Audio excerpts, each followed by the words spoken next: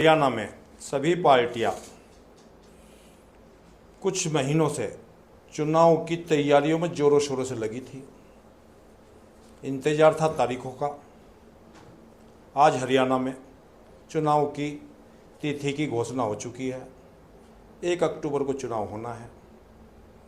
आज हमारे साथ हैं भारतीय कम्युनिस्ट पार्टी से भाई राजीव वर्मा जी। इन्होंने अभी 15 अगस्त पे एक बहुत शानदार रैली का आयोजन सोनीपत में किया, जिसमें महागठबंधन के इनके जितने भी पार्टियों के अध्यक्ष वो सब उस रैली में मौजूद रहे। बहुत शानदार रैली रही। आइए जानते हैं आगामी अब इनकी क्या योजनाएं हैं महागठबंधन के बारे में भी, और ये खुद चुनाव भी लड़ रहे हैं सोनीपत विधानसभा से। जानेंगे इनसे इनकी विधानसभा के बारे में भी। राजीव जी, आपका बहुत बहुत स्वागत है विधायक दर्पण में। जी बहुत बहुत शुक्रिया जी। असल में 15 अगस्त की जो रैली हम लोगों ने की, हरियाणा के हालातों को बदलने के लिए ये रैली की गई है।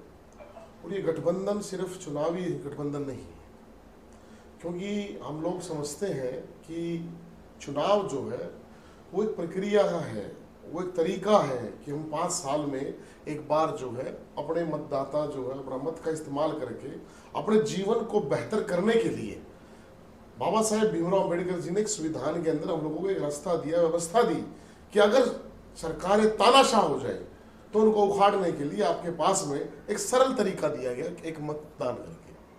तो उसी के तहत जो है जब आज हरियाणा के हालात जो है इन मनुवादी ताकतों ने इस तरह के बना दिए हैं कि एक दलित का, पिछड़े का, कमजोर का, मुसलमान का, किसान का, हर वर्ग को बिल्कुल परेशान करके रख दिया है। ऐसे हालातों में एक दलित पिछड़ा शोषित मोर्चा बनाया गया, जिसमें बाबा साहेब भीमराव अम्बेडकर, भगत सिंह, अशफाक उल्लाह खां और ज्योतिबा फुले के विचारों पर चलने वाले जितने भी सामाजिक संगठन है, राजनीतिक संगठन है, उन सबको मिला के एक महागठबंधन बनाया गया ताकि इस हालात को बदले, इस व्यवस्था को बदले।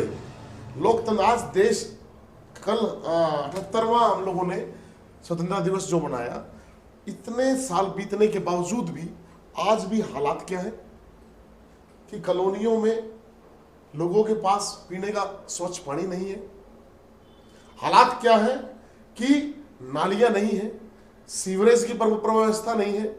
एक बार पानी बरसात आ जाए तो शहर का बुरा हाल हो जाता है। शिक्षा के क्या हालात हो चुके हैं, बद से बदतर हो चुकी है हरियाणा के अंदर शिक्षा की व्यवस्था। हालात ये है कि हॉस्पिटल, चिकित्सा के नाम पर हॉस्पिटलों में लूट मचा रखी है। किसी भी इंसान को कर्ज से बाहर निजात नहीं हो रही है। नौजवान पढ़ने लिखने के बाद रोजगार की कोई व्यवस्था नहीं है। हरियाणा के कितने ही नौजवान देश छोड़ छोड़ के जा रहे हैं। ये हालात बन चुके हैं हरियाणा के। इन हालातों को बदलने के लिए ये हम लोगों ने जो है गठबंधन किया है। और ये गठबंधन हमें, क्योंकि आप सभी जानते हैं कि हम लोग तो संघर्ष करने वाले लोग हैं, हम रोड पे भी लड़ रहे हैं। अगर जनता का आशीर्वाद और प्यार मोहब्बत मिलेगी तो विधानसभा में जाकर संघर्ष करना है हम लोगों को। दलितों के और शोषितों के लिए तो आप काफ़ी लंबे समय से काम कर रहे हैं। हरियाणा में एक फील्ड है खेल का, स्पोर्ट्स से पूरे विश्व में पहचान है हरियाणा की। उन खिलाड़ियों के लिए क्या आपने कोई योजना आपके महागठबंधन ने बनाई है? जी बिल्कुल। हमारा हरियाणा जो है पूरे देश ही नहीं पूरे वर्ल्ड के अंदर इस बात से जाना जाता है कि दूध दही का खाना ऐसा है हमारा हरियाणा। आज देखिए कि पूरे दुनिया के अंदर जो परचम लहराने वाली हमारी बेटियां, हमारी बहनें, जिन्होंने ओलंपिक में गोल्ड मेडल तक लिया, आज खिलाड़ियों का इतना बद से बदतर हालात बन चुके हैं। जो बच्चे, जो नौजवान, जो महिलाएं, जो बेटियां, जो पूरे दुनिया के अंदर परचम लहरा रही थी, आज उन्हें रोडों पे आना पड़ा। हरियाणा के अंदर गठबंधन की सरकार आती है अगर, तो हम लोग पूरी तौर से, हमारे जितने भी खिलाड़ी हैं, हरियाणा के अंदर बजट का सबसे बड़ा हिस्सा जो है वो खिलाड़ियों के लिए हम लोग रखेंगे। अरे वाह, ये तो बहुत अच्छी बात है। क्या ये पूरे हरियाणा में लागू होगा, क्या अपनी, या आप अपनी विधानसभा की बात कर रहे हैं? देखिए, नीति पूरे हरियाणा के लिए बनती है। और जहां तक मेरे सोनीपत की बात की, विधानसभा की हम बात करें तो ऑब्वियसली जो हमारा बजट है विधानसभा का, उसके लिए हम चाहेंगे कि शिक्षा, चिकित्सा, रोजगार और खिलाड़ियों के लिए हम लोग जो है ज़्यादा से ज़्यादा उन लोगों को जो सुविधाएं मिल सकती है पूरी कोशिश करेंगे। चुनाव को विपक्षी दल मोड़ने का काम करते हैं हिंदू मुस्लिम का। अगर चुनाव बनता है, इस तरह का कोई मुद्दा आता है तो कैसे सामना करेंगे आप उसका? देखिए, चुनाव के समय में ही नहीं, बीजेपी सरकार, साफ तौर से मैं कहना चाहूंगा कि इनके पास सिर्फ दो ही मुद्दे रहते हैं। बीजेपी सरकार जो है वो धर्म के नाम पे ही लोगों को लड़वा के वोट लेने की बात करती है। मेरे हरियाणा का जो नौजवान है, जो बुजुर्ग है, वो आपसी भाईचारे में विश्वास करते हैं। ये कितनी भी कोशिश कर ले मंदिर मस्जिद का झगड़ा कराने की, मुझे मालूम है कि मेरे घर की दिवाली में मेरा मुसलमान भाई मेरे घर आता है और उसकी ईद पे मैं उसके घर जाता हूँ। ये भाईचारा टूटने वाला नहीं है। पूरे देश में किसानों का मुद्दा छाया रहा। पूरा हरियाणा सहित पूरे देश का किसान दिल्ली की तरफ जब कूच करता था तो आपकी विधानसभा सोनीपत से होकर के सारा किसान यहाँ से निकला है, हरियाणा से दिल्ली के लिए, यूपी से या अदर राज्यों से। तो जो भी किसानों से मुझसे संबंधित मुद्दे हैं उन पे भी कुछ फोकस है आपका?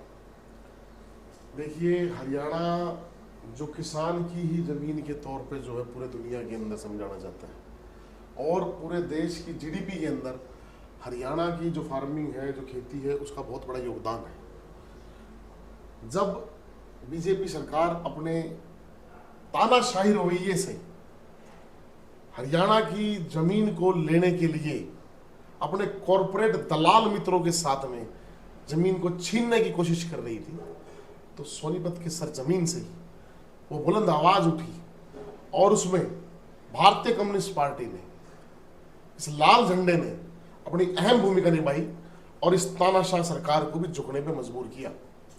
तो मेरे सोनीपत के किसान जो है वो फौलाद के बने हुए हैं, वो बड़ी से बड़ी ताकत के सामने खड़े होने की हिम्मत करते हैं। और एक बात और सुनिए आप कि मेरे सोनीपत के जो किसान हैं वो भाईचारे में विश्वास रखते हैं। इन्होंने खूब कोशिश की है बांटने की, हमें बांटना इतना आसान नहीं है। अंग्रेजों से नहीं बट पाए थे, बीजेपी के मंसूबों को तो बिल्कुल भी कामयाब नहीं होने देंगे हम लोग। चुनाव आयोग ने एकदम से तिथि की घोषणा कर दी है, बहुत कम समय आपके पास है और पूरे सोनीपत की अपनी विधानसभा तक के लोगों तक पहुंचना है, आपको पहुंच पाएंगे?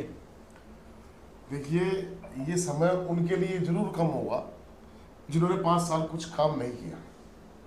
हम तो रोज लोगों के बीच में हैं, हम तो हर गली, हर मोहल्ले में, हर घर तक लोगों तक हैं। ये बात बिल्कुल ठीक है कि उन्होंने घोषणा की, हम स्वीकार करते हैं। आप तैयार हैं? बिल्कुल। हमारे अभी जो रैली है, इस रैली के माध्यम से जो है सोनीपत की जनता ने आगाज किया कि इस बार लाल झंडे को विधानसभा में पहुंचाना है, चाहे कुछ भी हो।